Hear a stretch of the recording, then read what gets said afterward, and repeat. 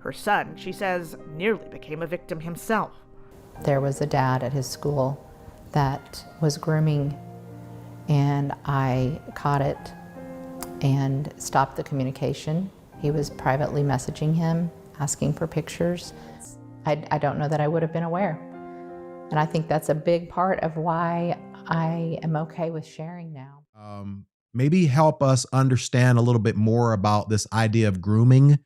Right. How does someone who takes advantage of little kids, how do they groom? What does that grooming process look like? Because I want parents to be fully understanding of this, as well as maybe teens who might be watching this to know, like, oh, these are signs. This is what's happening. So talk to me a little bit about those two things: the abuse, the extent of it, and then the grooming piece.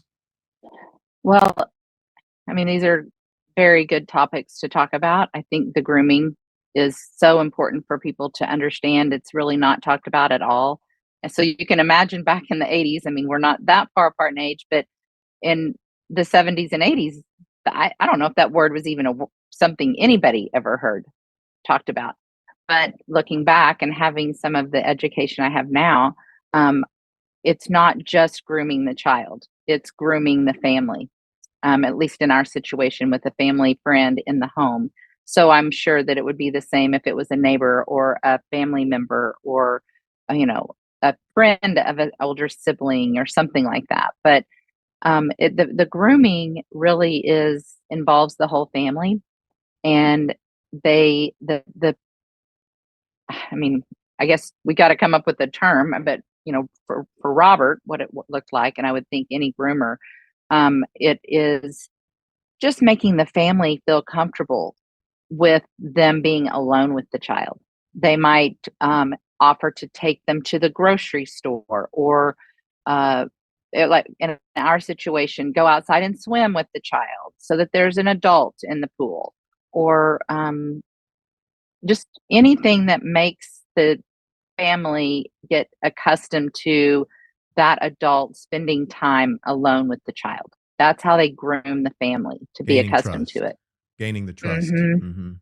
And then as far as just the child, like for me or a child in general, they'll often start with just touching a child on the back, or putting their hand on their knee, or stroking their hair, or telling them how cute they are or pretty they are, or I'm just thinking of little girls. I know it happens to boys too. So um, they start with gradually touching the child in ways that it would be normal, a hug, but I think they maybe get a little longer each time, but they just gradually develop something that seems normal, and they move it into a realm that is not normal. So for my situation specifically, like I said, Robert had been coming to our home with Debbie and Josh, and been staying in our home. And our home was a 2-story house. It's still there. Parents still live in the same home.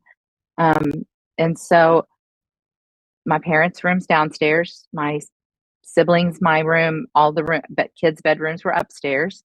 So there was a lot of privacy, and it would be easy to spend time alone with the child, or get into a child's room at night, or anything in our home, I guess. I mean, that's another thing to be aware of for parents. You have a large home and you have guests. Be aware